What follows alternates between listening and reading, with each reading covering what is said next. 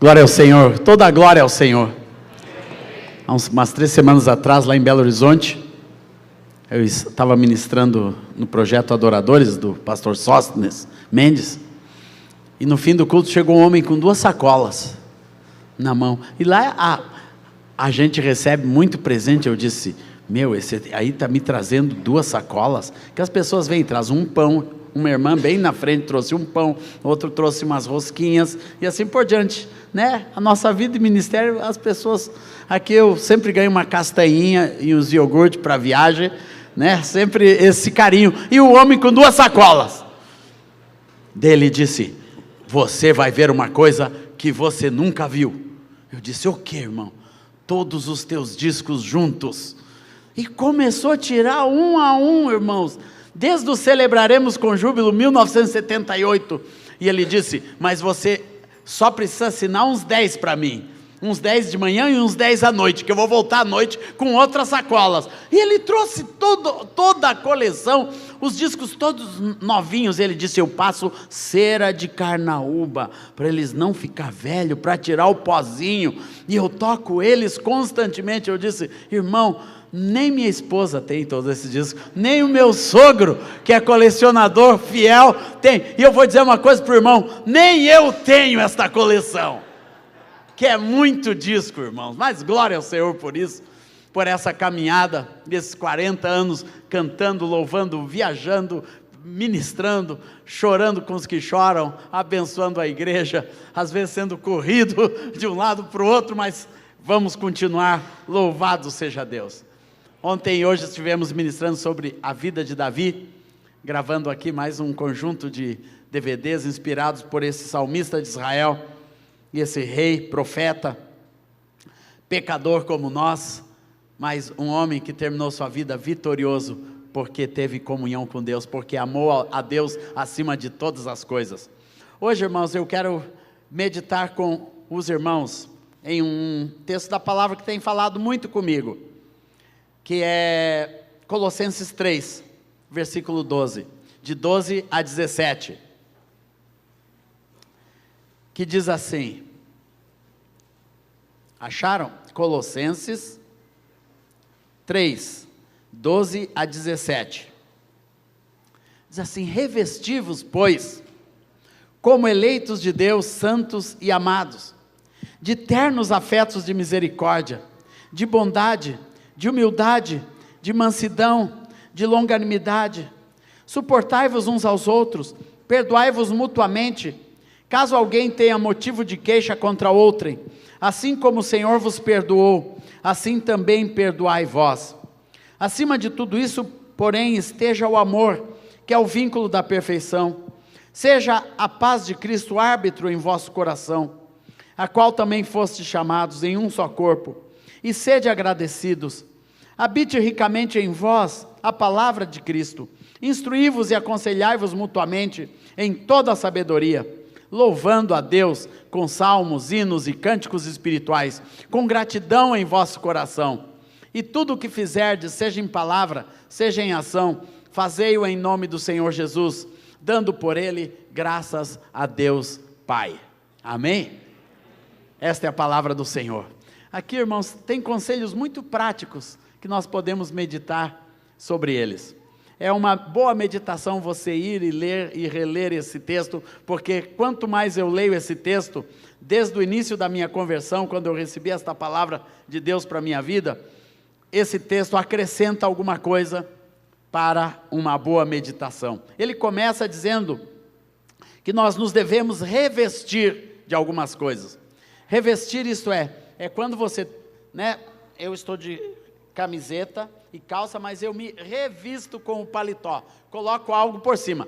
E se eu chegar em Porto Alegre, hoje que está muito frio, eu vou pegar ainda um outro casaco e vou me revestir, isto é, colocar por cima, alguma coisa que é muito importante, que vai tapar o vento, a chuva e o frio. Então, revesti-vos, o que deve estar por sobre as coisas, por sobre a nossa vida, por sobre outros princípios e valores, Deus quer que esses estejam. Porque nós somos eleitos de Deus.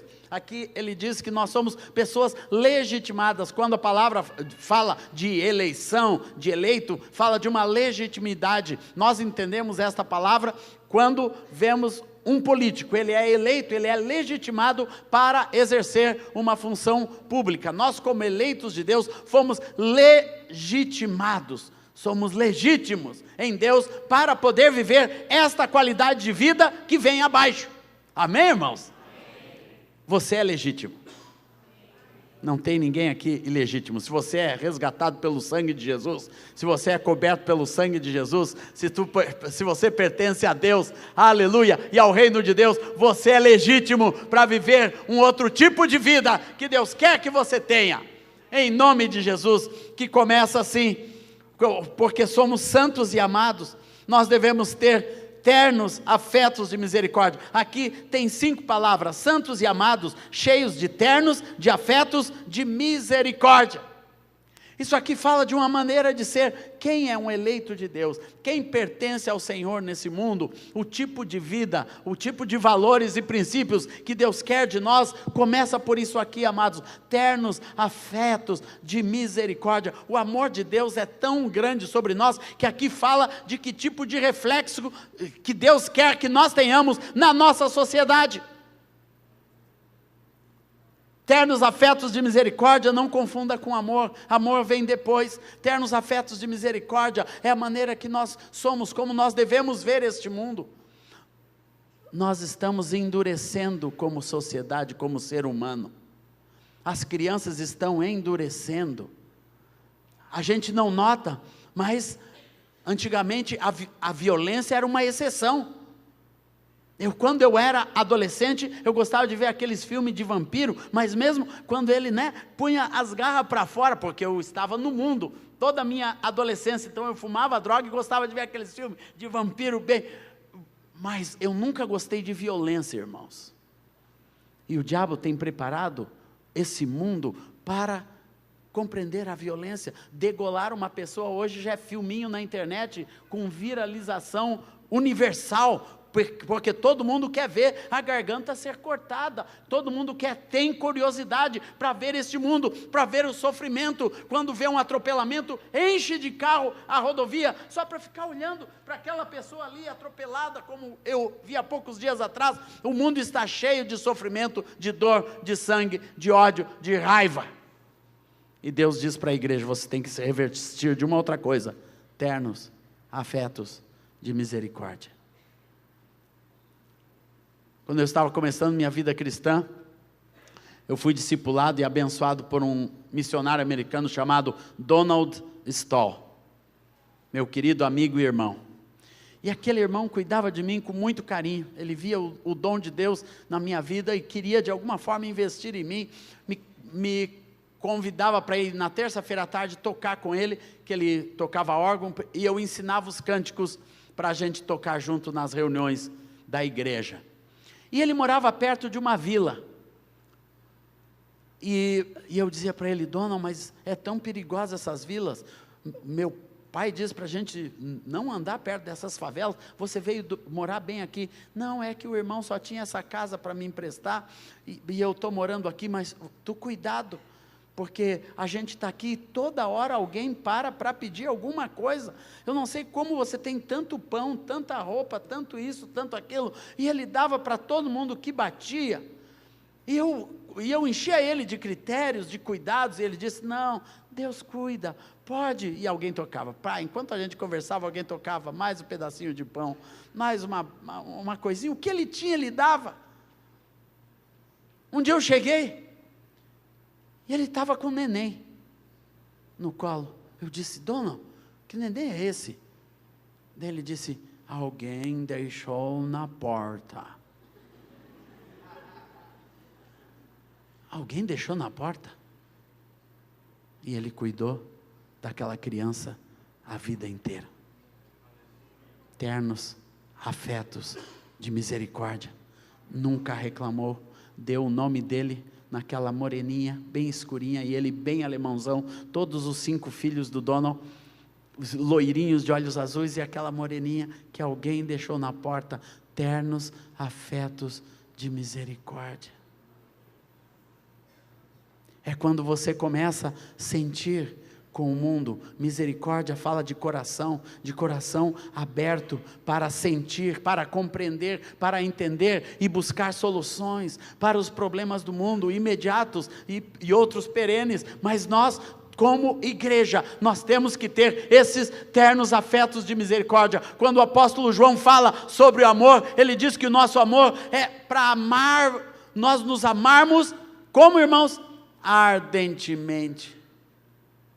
É algo que arde no coração, é algo que não pode deixar passar, não pode deixar para lá, irmãos, não pode isso deixar de ver, não pode. E às vezes Deus nos move, Deus faz coisas esquisitas com a gente, ternos afetos de misericórdia. Eu tive a minha dose disso aqui, claro que eu não precisei adotar, mas eu precisei resgatar. Há 14 meses atrás, eu estava lá no Oriente Médio, Deus me levou para visitar um campo de refugiados, conheci uma família cristã que tinha perdido tudo, ficado 23 dias no deserto, estavam lá totalmente doentes, sem poder, sem ter para onde voltar, que a sua cidade, sua vila não existia mais, não tinham mais parente nenhum, não tinham recursos, não tinham casa, não tinham emprego, não tinha mais nem país. Onde eles estavam tinha sido totalmente tomado pelo Estado Islâmico, eles não podiam nem ir para lugar nenhum, que ninguém os aceitava, indocumentados, não podiam ficar na Jordânia e não tinham para onde voltar. E eles choravam, diziam: nós não somos ninguém, não somos ninguém. Eu me compadeci daquela família, irmãos. Eu busquei ajuda e não descansei, enquanto com um visto de refugiados não trouxe aquela família, aquelas crianças, pai, mãe e 2 meninas, uma de 7 e uma de 3, que hoje moram no nosso país, totalmente abrigados e cuidados pela igreja, são discipulados, já falam português, estão debaixo da bênção. Nós temos que sentir, nós andamos pelo mundo, temos que ter outro coração, outra maneira de ver, outra maneira de se compadecer pelo sofrimento que está ao nosso derredor. Por isso a palavra fala isso, ternos afetos de misericórdia, de bondade. Bondade é a expressão da grandiosidade do amor de Deus. São coisas práticas. Misericórdia fala de um sentir que nos leva a praticar, a atuar. Mas a bondade é nós querermos tudo que é o bem. É fazer um pacto com o bem. Se é do mal, irmão, não queira. Se vai fazer mal, não queira. Se veio do mal, não queira. Se veio do pecado, não queira. Se isso tem origem iníqua, não é nosso. Nós queremos as coisas boas, geradas por Deus, debaixo da bandeira da bondade e do amor de Deus. Isso é o que nós devemos querer para a nossa vida. A bondade, isso é um revestimento, nós vivermos a bondade de Deus. A gente fica olhando para as novelas, para a televisão, e ali a bondade é invertida. Ele tem que largar a esposa para ficar com a boazinha, porque a esposa é uma megera, já está até envelhecendo. Então, essas coisas, irmãos, que o mundo produz e patrocina, tem a ver com o mal e não com a bondade de Deus, porque a bondade de Deus, ela sempre resgata, ela sempre restaura, ela corrige, mas ela eleva, ela traz transformações perenes. A bondade de Deus é o que deve estar na vida da igreja. Nós temos que levar a bondade de Deus para os nossos relacionamentos, para o nosso casamento, para a vida dos nossos filhos. Trate a sua casa com bondade, meu irmão. Trate sua casa com bondade, minha irmã. A bondade de Deus, ela é maravilhosa. Quando ela toma conta de um coração, transforma os relacionamentos. Onde existe bondade de Deus, ali o próprio Deus cria um ambiente onde Ele pode estar.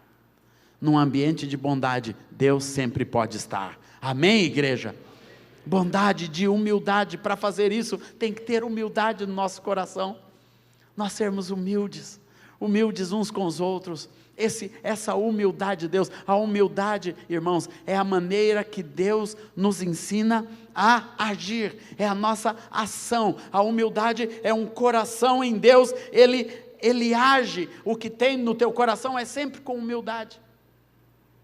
Mansidão já fala de reação, porque a mansidão é algo que é gerado quando alguém pisa no teu dedão, quando pisa no teu calo, quando toca nos seus direitos, a maneira que você reage é com mansidão. Humildade são as nossas ações, mansidão as nossas reações. E nós temos que ter as duas coisas no nosso coração, um revestimento. Quantas vezes pessoas tocam, no nosso ministério, tocam na nossa pessoa, falam uma coisa, criticam, coisas assim, criticam a nossa vida, comentam, e você já fica, humildade, irmão, mansidão, tenha isso no seu coração, deixa Deus tomar conta, não reaja, deixa Deus ir na frente. Sabe como você enche sua vida de humildade e mansidão? É deixando Deus ir na frente. Fica quietinho, deixa Deus agir primeiro, depois Ele vai te dar as atitudes. Humildade e mansidão na vida da igreja, valores para os nossos relacionamentos, para a nossa vida, e a longanimidade. Longanimidade é você ter um longo ânimo, isto é, não perder a vontade de fazer tão rapidamente, não perder a vontade de ajudar tão rapidamente, continua, não perder a vontade de pregar a palavra. Deus quer uma igreja longânima, isso é, com um longo ânimo para a realização de tudo isso aqui, de humildade, de bondade, de misericórdia, de ternos afetos, tudo. Nós precisamos ser perseverantes. Longanimidade fala de perseverança em tudo que Deus tem nos dado para fazer. Seja perseverante, meu irmão.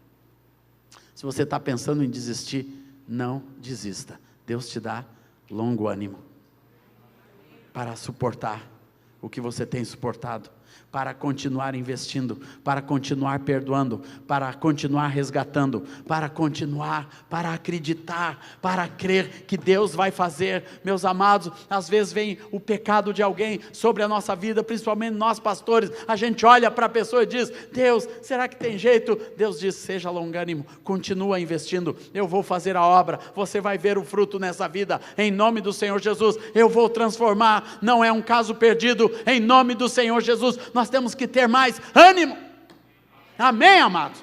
Ânimo de continuidade. E aqui diz, por isso, vocês vão suportar uns aos outros. Esse suportai-vos aqui, a palavra original, não é de aguentar como, tá bom, eu suporto esse irmão, tá bom, eu te suporto, Rodrigão, viu? Não é isso, irmãos, é de ser apoio, é de dar suporte. Quando nós somos assim, temos ternos afetos de misericórdia, de bondade, de humildade, de mansidão, de longanimidade, nós podemos ser apoio para outras pessoas, apoio para quem precisa, apoio para os fracos. Deus nos quer assim, suportando uns aos outros, perdoando mutuamente. Caso alguém tenha motivo de queixa contra o outro, assim como o Senhor vos perdoou, assim também perdoai-vos vós. Esse suporte tem muito a ver com perdão. Esse suportar as pessoas, não dando suporte de vida, é nós aprendermos que não importa o que a pessoa faça, eu sou alguém que vai apoiar o reino de Deus, que vai apoiar outras vidas. O verdadeiro discipulado é isso aqui, irmãos, suportai-vos uns aos outros, é dar suporte para que outros possam crescer, se desenvolver, para que outros irmãos possam aprender do seu lado. O grande mérito de um líder, meus irmãos, é ele ser suporte para que surjam outros líderes, para que outras pessoas, e eu sei que essa igreja investe em liderança. Sempre que eu venho aqui tem algum congresso especial para dar suporte no crescimento dos irmãos. Irmãos, aproveitem uma liderança que suporta vocês.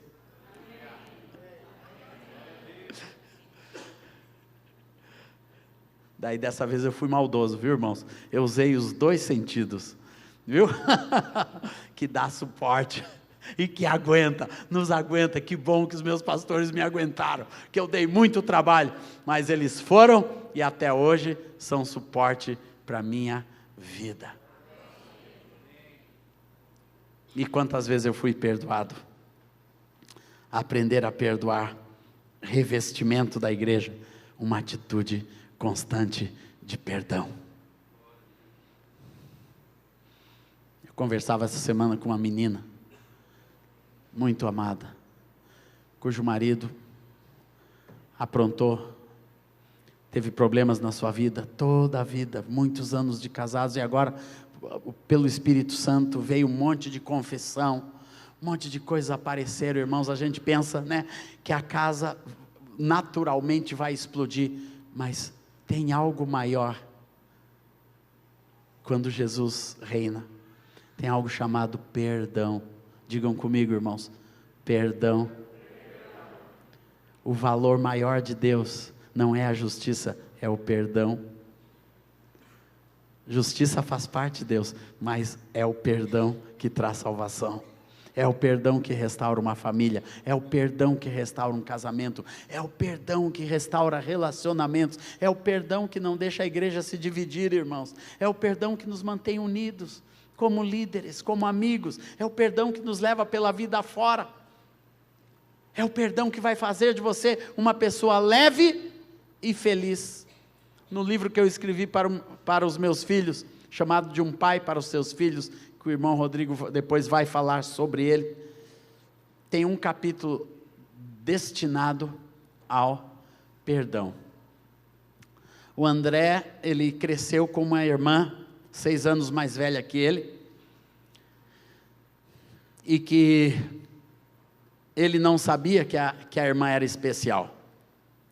Então ele estava sozinho no quarto com seus brinquedinhos, e ele era bem minucioso. Ele toca violino desde os 4 anos, e era daqueles que fazia toda a história de Noé contada com os bichinhos, até chegar na arca, e o quarto era uma grande roda de todos os animaizinhos, que ele punha, e fazia as muretinhas, e os lagos, e construía, e a irmã vinha, André, e pá, por cima de tudo, quebrava tudo, destruía tudo, e ele foi crescendo com esses ímpetos da irmã, que ele não sabia que era uma menina especial, que tinha uma síndrome, uma deficiência, ela só era grandona, como outros coleguinhas, e totalmente anormal, e a pessoa que destruía os seus brinquedos, inúmeras vezes, aquele rostinho cheio de lágrimas, pai, eu tenho raiva da Aurora, ela destrói as minhas coisas, ela entra no meu quarto, amassa os meus, que ela não via, irmãos, ela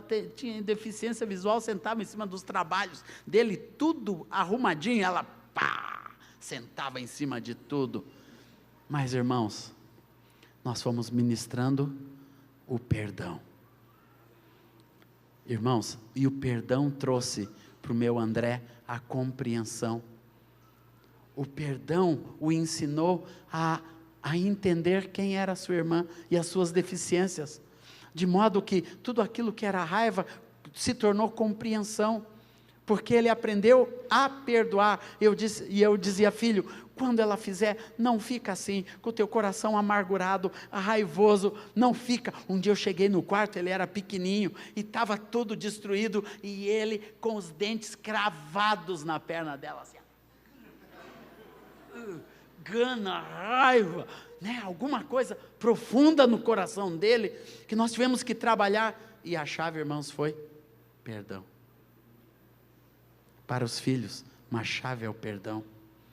Uma chave para os casais, uma chave é o perdão. De vez em quando a esposa é que está com o dente cravado no desgraçado, né? Né? E coisa assim. Tem que perdoar, irmãos. O perdão é uma dádiva de Deus, é alguma coisa que Deus nos deu para ser muito prático na nossa vida diária. Muito prático.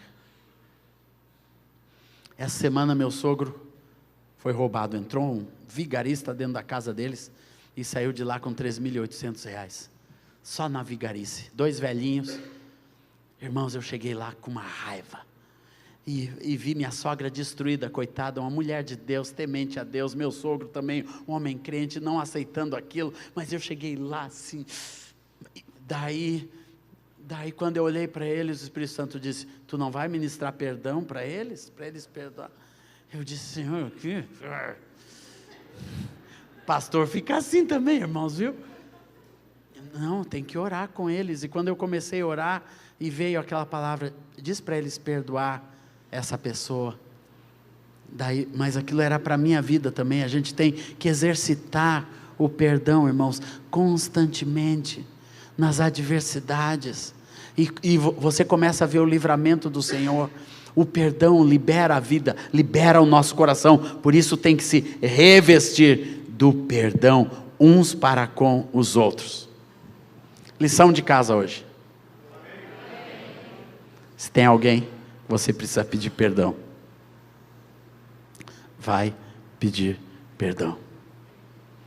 Às vezes nós acumulamos coisas. Eu contei no seminário, tem um dos nossos pastores em Porto Alegre, por uma série de questões, eu deixava ele assim meio de ladinho, sabe, aquelas pessoas que você serve a ceia, reparte, dá um abraço, canta, eu sei que foi pago um alto preço, durante 20 anos, mas tem aquela reservinha por causa de fatos, de uma conjuntura que aconteceu há anos atrás, de uma divisão da igreja, em que pessoas eram relacionadas, e aquilo no meu coração sempre ficou mal. Eu olhava para aquele irmão, mas no retiro agora, irmãos, de líderes que tivemos de terça a sexta, foi ministrado sobre o perdão, mas ministrado de uma forma que entrou no meu coração duro, e entrou lá a luz da palavra de Deus foi, e atingiu o meu espírito de uma maneira que nunca tinha atingido. E quando eu olho assim no meio da multidão, quem eu vejo lá na pontinha? A cara desse irmão.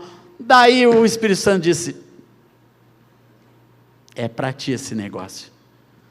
E fui lá, me quebrantei, pedi perdão, restaurei com o meu irmão.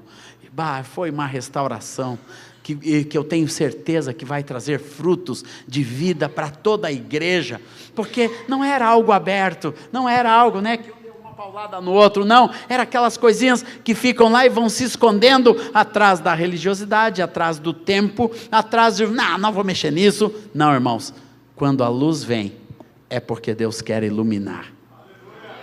Quantos concordam? Então, se a luz vem sobre você, e Deus quer que você perdoe alguém, hoje, isto é para a sua vida, assim como foi para a minha vida, em nome do Senhor Jesus. Isso é palavra de Deus, é revestimento para a igreja. E aqui vem um dos meus textos favoritos, irmãos, 14. Acima de tudo isso, porém, esteja o amor, que é o vínculo da perfeição. Quem rege tudo na igreja é o amor de Deus, é a excelência de Deus. Deus é amor, é a essência de Deus. Tem que ser o melhor que a igreja é. Aqui nós temos bom som, temos bons equipamentos, um bom ambiente, ar-condicionado, tem tudo de bom nesta igreja, mas o melhor de vocês tem que ser o amor. É o amor, porque o amor, irmãos, é o perfume de Deus. Quando a palavra fala do bom perfume de Cristo, está falando do cheiro. Qual é o cheiro da igreja? É o amor que exala por essas portas, essas janelas, nesta cidade, nessa sociedade, através desta igreja chamada Betel. Tem que ser o cheiro. E eu sinto esse perfume nesses meus amigos amados, Rodrigo e Samanta, que 10 anos caminhamos juntos, sentindo o perfume de Deus, e devemos manter esse perfume. Fazer crescer. Aqui fala que o amor é o vínculo da perfeição. Eu tinha dificuldade de entender isso, irmãos. Mas tudo neste mundo tem um pouquinho de imperfeito. Todos nós, todo mundo que se olha no espelho vai dizer alguma coisinha que não devia ser assim, que gostaria que fosse melhorzinho em si mesmo. Nós todos temos alguma coisa que não gostamos da nossa aparência, nossa barriga, nossa careca, na gordurinha aqui, isso aqui, e o narizinho aqui, e assim. Você se corrigiria em muita coisa. E hoje tem muitas plásticas que a gente pode fazer para corrigir nossos defeitos. E o mundo é assim, irmãos, cheio de coisas imperfeitas. Todas as pessoas, quando você convive mais do que uma semana com alguém, você já fica sabendo quais são as virtudes e e os probleminhas. Quais são as virtudes e quais são os defeitinhos? Daí já sente um chulezinho. Foi assim. A grande crise, primeira crise do meu casamento chama-se chulé. Porque eu era um príncipe encantado, irmãos. De olhos azuis, líder de louvor, sempre bonito, né? Aqui via a Rosana apaixonada e eu apaixonado por ela. E aquele casamento chegou, e daí poucos meses depois, ela sentia um cheiro, e eu não sabia nem explicar o que era. É que eu tinha uma mania assim, que eu trouxe de casa, rapidinho eu chegava no quarto, e a sapateira era bem embaixo da cama, eu tirava o tênis, punha as meias dentro do tênis, e punha lá dentro, guardadinho.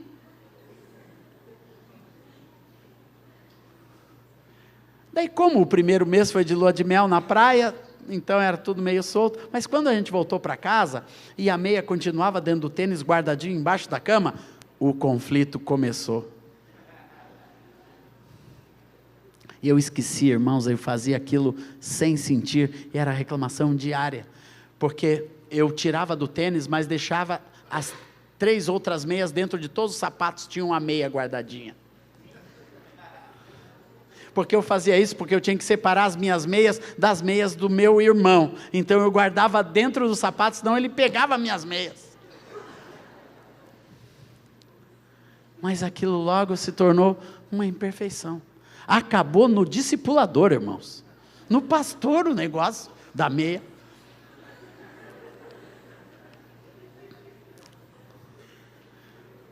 Então convive com mais um mês. Uma semana você já começa a descobrir. Convive um mês, então, dentro da mesma casa é mais tempo ainda.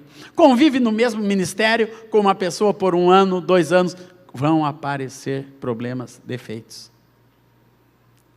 Mas o Senhor diz, acima de tudo, esteja o amor, que é o vínculo da perfeição. Em tudo isso, nós sempre vamos ver imperfeições, temos que pôr o amor na frente, temos que pôr o amor por cima. Temos que pôr o amor de Deus, o que nos une, mesmo vendo as imperfeições, tem um amor maior que nós queremos viver, que nós queremos ter na nossa vida, que é o que verdadeiramente nos une. O que nos une, amados, não é a mesma fé, mas é o mesmo amor. A fé até pode nos unir, mas a fé sem amor é morta. A fé tem que ser acompanhado de muito amor. Os relacionamentos na casa têm que ser acompanhados, coloque o amor na frente. Daí, o que você sempre vai ter. Vem cá, Rodrigo, vem. Tu quer, filhão querido, vem cá, aqui. Aqui tem um cara muito legal, mas que tem os seus probleminhas. Aqui tem outro muito legal e que tem os seus probleminhas. Se a gente ficar convivendo assim no dia a dia, nós vamos ter atritos, né? Mas a gente põe o amor na frente. Então, sempre que nós nos aproximamos, o que está entre nós? O amor. O amor. Sempre eu e a Rosana, o que está entre nós? O amor. Com o André, com a Aurora, o que está entre nós é o amor. O vínculo da perfeição, isso é, o que nos une com uma perfeição que nós não temos, mas que o amor de Deus sempre tem. Então você, quando chega perto de um irmão, convive com o irmão, com uma esposa, com um filho, pode ser quem for, se na frente estiver o amor de Deus, você sempre vai ter o amor de Deus como a maior referência acerca dos seus irmãos. É isso que nos une. Obrigado, irmão. É isso que nos une. Desculpa te usar de exemplo, mas isso é o que nós vivemos. Glória ao Senhor Jesus. Isso é o que nós temos que viver. Põe o amor na frente, aqui na frente. Então, quando você vai para pegar no pescoço, tem o amor de Deus na frente. Daí a ação e a reação vai ser outra. Então, acima de tudo, esteja o amor, que é o vínculo da perfeição. E seja a paz de Cristo o árbitro. Eu gosto dessa expressão, irmãos, porque ela fala quem é que manda no jogo? O árbitro. Quem é que controla? Em qualquer jogo, sempre tem um juiz. Por quê? porque o árbitro é que nos faz ver as regras. Na hora em que está todo mundo, buscando ganhar o jogo, ou ganhar o torneio, ou ganhar a luta, tem um juiz que diz, tem regras. E na igreja o árbitro é a paz de Cristo. Diga comigo, a paz. A paz de Cristo. Não queira ganhar o jogo sem paz. Não queira ter vitória sem paz, meu irmão. Não queira ter um lar feliz sem paz. Busque a paz do Senhor. A arbitragem da paz de Deus, isso é, aprendermos, fazer e viver em paz. Na nossa casa, em tomar as decisões em paz. Tanto marido quanto mulher, e na vida da igreja, nos interrelacionamentos humanos, nós temos que aprender, sempre buscar a paz do Senhor e a conciliação. Através da paz.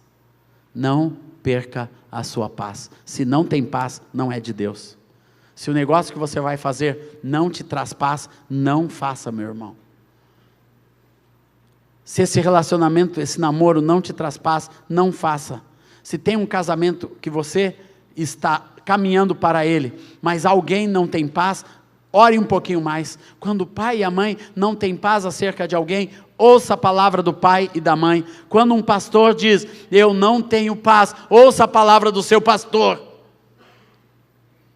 Isso já salvou a minha vida algumas vezes. Uma vez eu fui convidado por um dos grandes ministérios brasileiros para me mudar de Porto Alegre e servir esse ministério. Era um ministério assim que bombava no Brasil, fazia congressos, encontros, Foz do Iguaçu, Serra Negra, Nordeste, programas de televisão, rádios, livrarias, tinha de tudo, era assim uma coisa grande. E me convidou para fazer parte daquilo, fazer toda a parte de louvor, de adoração, dos congressos, das conferências. Estava começando conferências na África, eu ia participar de tudo aquilo, mas tinha que me mudar para o Rio de Janeiro. Daí eu fui para o meu pastor, eu estava viajando com ele e disse, pastor, tem uma coisa para dizer, o irmão fulano de tal, e o ministério que ele representa, o senhor sabe que eu já trabalho com eles há 9 anos, e eles agora me convidaram para morar um tempo com eles no Rio de Janeiro. O que tu acha disso? Daí ele disse, olhou para mim bem sério e disse, vamos orar.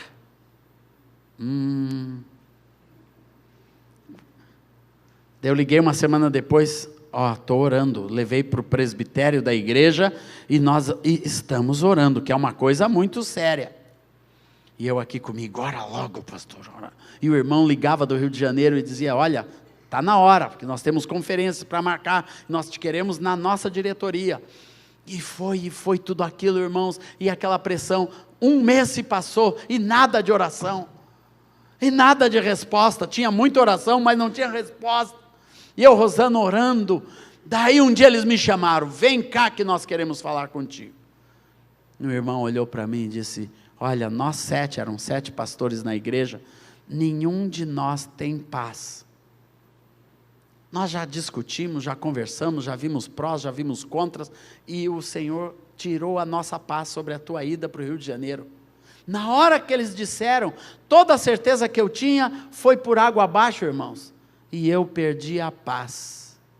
Cheguei e disse para a Rosana, olha Rosana, nenhum dos pastores tem paz, nós vamos ter que abrir mão desse convite, porque sem paz nós não vamos. E não fomos. E Deus nos salvou. Pouco tempo depois aquele ministério teve, infelizmente, eu não falo isso para denegrir nem a pessoa, nem aquele ministério, nem nada que ele construiu ou falou para o Brasil. Mas eu quero dizer que ali não era meu lugar e Deus mostrou isso nos tirando a paz. O árbitro. Quem já ouviu o apitinho do árbitro? Ele fica lá apitando, e você tem que ouvir no seu coração, quando a paz, no vosso coração, a paz de Cristo é o árbitro no vosso coração. Aqui está dizendo que Deus deixou, quando Jesus disse: deixo-vos a minha paz, a paz que o mundo não pode te dar, mas deixo, não tenha medo, nem se atemorizo, mas deixo-vos a minha paz. O Senhor estava dizendo isso, que eu vou deixar uma parte do meu espírito, que vai para dentro de vocês, e vai dizer neste mundo o que é de Deus e o que não é. Então, cuide da paz dentro do teu coração, cuide da paz dentro da tua casa, cuide da paz no teu casamento, com o teu marido, com a tua esposa, cuide da paz entre os filhos e com os seus filhos, cuide da sua paz, para ela continuar sendo o árbitro de Deus no teu coração. Amém, amados? Glória a Deus. E habite ricamente, aleluia, a palavra de Cristo. Instruí-vos, nós temos que sermos revestidos da palavra do Senhor, porque ela que traz instrução e conselho para a nossa vida, porque ela é instrumento de instrução, de nós ensinarmos os mais novos, de ensinarmos filhos e filhas, ensinar a esposa, ensinar o marido, de nos ensinarmos por esse mundo, e levar e ensinar para este mundo a instrução e o conselho de Deus, com toda a sabedoria, e louvando a Deus com salmos, hinos e cânticos espirituais. Essa é a maneira, a linguagem aqui fala de instrução, de conselho, de sabedoria, e tudo isso através da palavra do Senhor. Isso é o que embasa o nosso louvor, os nossos salmos, os nossos hinos, nossos cânticos espirituais, com gratidão, um coração grato ao Senhor. Tenha gratidão no teu coração, irmão. Pare de murmurar. Agradeça. Agradeça. Agradeça a Deus por tudo. Agradeça pelas lutas, pelas vitórias. Agradeça ao Senhor. Aprenda a ser grato a Deus. Uma das bênçãos da gratidão, porque abre as portas espirituais. Porque o Salmo 100, versículo 4, fala que nós entramos pelas portas com ações de graças, pelas portas dos atos de Deus. A gratidão sempre abre portas espirituais. Gente que está sempre agradecendo e louvando a Deus, com salmos, com hinos, cânticos espirituais, com gratidão em seu coração, as portas espirituais lhe são abertas com mais facilidade. Seja grato. E tudo que você faz, em palavra, em ação, fazei-o em nome do Senhor Jesus, dando por Ele graças ao Pai. Isso quer dizer, viva para Deus. Todas as tuas palavras, todas as tuas ações, são para serem feitas em nome do Senhor Jesus. Se tem alguma coisa na nossa vida, que eu olho para ela e digo, isto aqui não pode ser feito em nome do Senhor Jesus, então pare de fazer. Se tem algum pensamento que você não pode dizer, esse pensamento é em nome do Senhor Jesus. Se tem alguma palavra que você diz que não pode ser em nome de Jesus, não diga, porque tudo na nossa vida é para glorificar o nome do Senhor. Amém, igreja amada? Era essa a palavra e o ensino que Deus me deu hoje. Vamos abaixar nossas cabeças e vamos orar. Senhor, obrigado pela tua palavra, que é lâmpada para os nossos pés. E hoje essa palavra me iluminou um pouquinho mais. Nos iluminou, Senhor, para que possamos caminhar um pouquinho mais na tua direção, revestidos dessas verdades, para podermos juntos como igreja, como teu povo reunido aqui nesta noite, podermos viver para a glória de Deus, de uma maneira diferente, com ternos afetos de misericórdia, com bondade, com humildade, com mansidão, com longanimidade, sendo suporte uns aos outros, perdoando uns aos outros, Senhor, mutuamente, aleluia, cheios de amor, tendo a paz de Cristo como árbitro em nossos corações, porque somos um só corpo e somos agradecidos a Deus. Que habite ricamente em nós a Tua palavra, Senhor, para que haja instrução na casa de Deus, conselho na casa de Deus, firmados na Tua sabedoria, Senhor, que nós possamos como igreja continuar louvando o Teu nome com salmos, hinos e cânticos espirituais, e sendo gratos em nossos corações. Tira do Teu povo a murmuração, a reclamação, Senhor, e coloca um espírito de gratidão em nós, em nome de Jesus, para que tudo que nós fizermos, em palavra ou em ação, possamos dizer: estou fazendo isso, estou falando isso, em nome do Senhor Jesus, dando por Ele graças a Deus nosso Pai. Amém, Senhor. Tua é a honra, Tua é a glória e todo o louvor. Amém. Amém.